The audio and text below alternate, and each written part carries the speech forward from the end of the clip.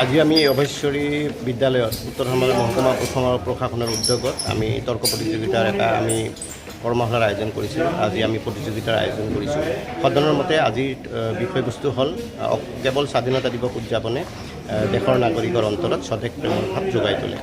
ইতিমধ্যে যথেষ্ট সংখ্যক প্ৰতিযোগীয়ে যোগদান কৰিছে। আমি এতিয়া আগবাঢ়িছোঁ প্ৰতিযোগিতাৰ মাজলৈ। ইতিমধ্যে যথেষ্ট সংখ্যক পাৰ্টিচিপেণ্ট আমাৰ মাজত আহিছে। 10খন বিদ্যালয়ৰ শিক্ষাৰ্থীসকল তৰ্ক প্ৰতিযোগিতা চাবলৈ আমি দৰ্শককো দেখিবলৈ পাইছোঁ। আমাৰ মাজত উপস্থিত হৈছেহি আব্দুল আৱাল আহমেদ, তেখেত আজি স্পীকাৰ হিচাপে থাকিব। এই প্ৰতিযোগিতাখনি কৰাৰ ক্ষেত্ৰত বিশেষভাৱে গুৰুত্বপূৰ্ণ অৱদান আগবঢ়োৱা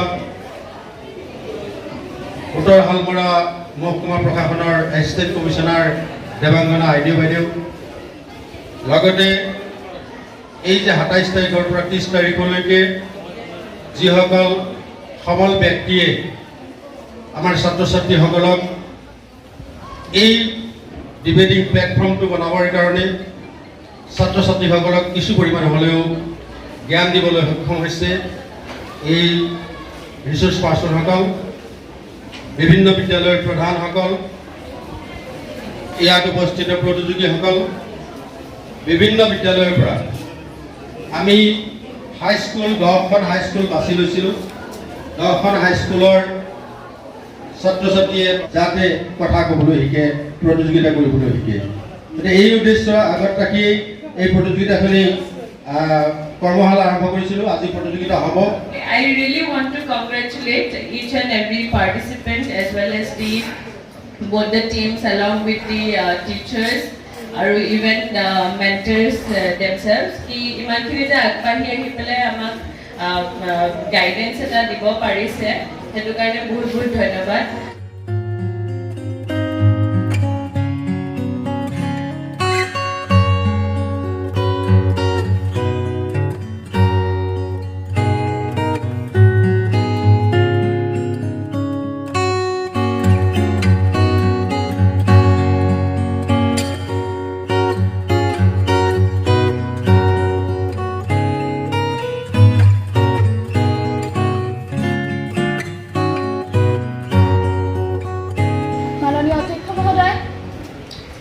আজিৰ সদনত উত্থাপিত মূল বিষয়বস্তু বা মূল বিধেয়কখন হৈছে যে কেৱল স্বাধীনতা দিৱস উদযাপনে দেশৰ নাগৰিকৰ অন্তৰত স্বদেশ প্ৰেমৰ ভাৱ যোগাই তোলে।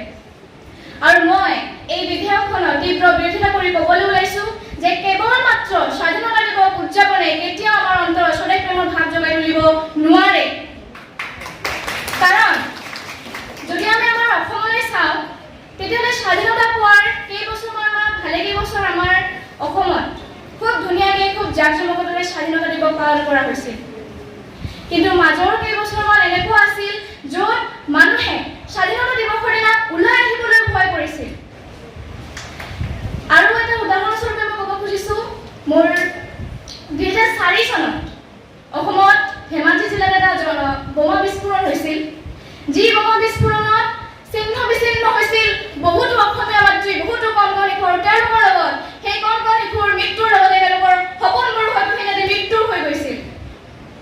সন্মানীয় অধ্যক্ষ মহোদয়, মই মোৰ বিৰোধী পক্ষক কিন্তু জনাব পাৰিলে সুখী হ'ম যে সেই দিনটো কিন্তু আমাৰ আজি বিধেয়কখনৰ মতে যি আমাৰ অন্তৰ স্বদেশ প্ৰেমৰ ভাৱ যোগাই তোলে সেই দিনটোৱে কিন্তু আছিল, অৰ্থাৎ স্বাধীনতা দিৱসৰেই সেই দিনটো আছিল। যদি স্বাধীনতা দিৱসে প্ৰকৃততে আমাৰ অন্তৰ স্বদেশ প্ৰেমৰ ভাৱ যোগাই তুলিব পাৰে, তেতিয়াহ'লে কিয় এই ইমান এটা সাংঘাতিক এটা ঘৃণনীয় কাৰ্য কৰিলে? স্বাধীনতা বুলি ক'লে যি স্বাধীনতাৰ আমাৰ ভাৰতীয় মানুহৰ মাজত আছে আৱেগ, আজিৰ এই বিধেয়কখনৰ মূল দুটা শব্দ স্বাধীনতা আৰু স্বদেশ প্ৰেম। স্বাধীনতা অৰ্থাৎ নিজৰ অধীন, আমি নিজৰ অধীন হ'ব লাগে। যি স্বাধীনতা পাবলৈ লাগিছিল আমাক 200টা বছৰ, যি স্বাধীনতা শব্দটোত আছে আমাৰ ভাৰতীয় মনত এক আৱেগ, এক অনুভূতি। আৰু স্বদেশ প্ৰেম অৰ্থাৎ নিজৰ দেশৰ প্ৰতি থকা ভাল পোৱা, নিজৰ দেশৰ প্ৰতি থকা আৱেগ।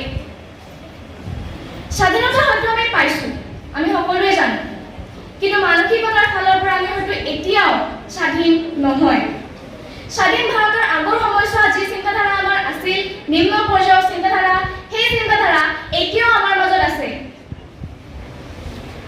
আৰু স্বাধীনতা সংগ্ৰামীসকলৰ যেতিয়া আমি স্বাধীনতা লাভ কৰিলোঁ তেতিয়া আমাৰ সংবিধান ৰচনা কৰা হৈছিল আৰু সংবিধান ৰচয়িতাসকলে এইটো সপোন দেখিছিল যে ভাৰত হ'ব এখন ধৰ্ম নিৰপেক্ষ য'ত ভাতৃত্ববোধ থাকিব, য'ত সমতা থাকিব।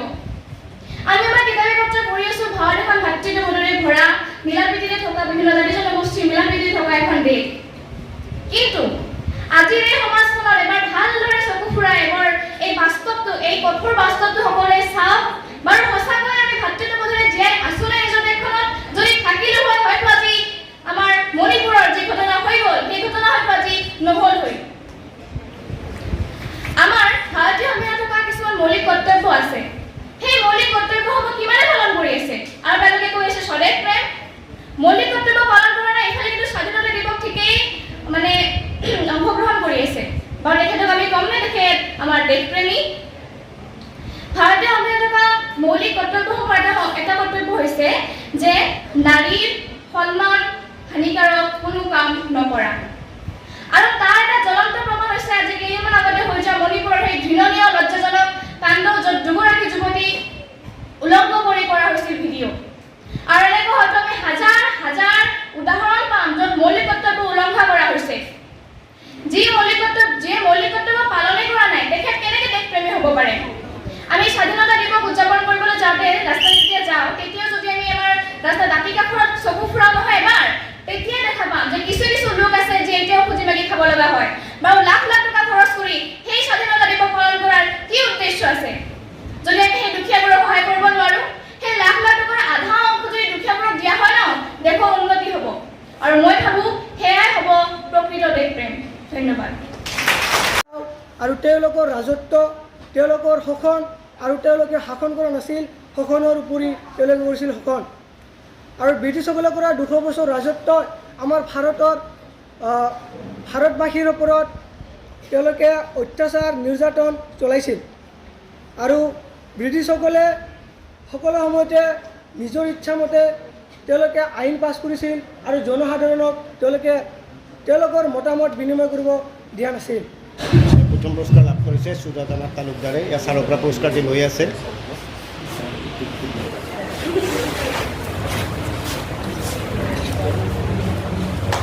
দ্বিতীয় পুৰস্কাৰ লাভ কৰিছে সহানা।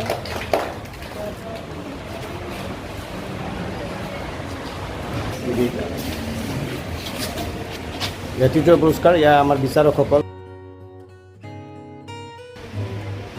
সকলোৱে হাত চাপৰি বজাব।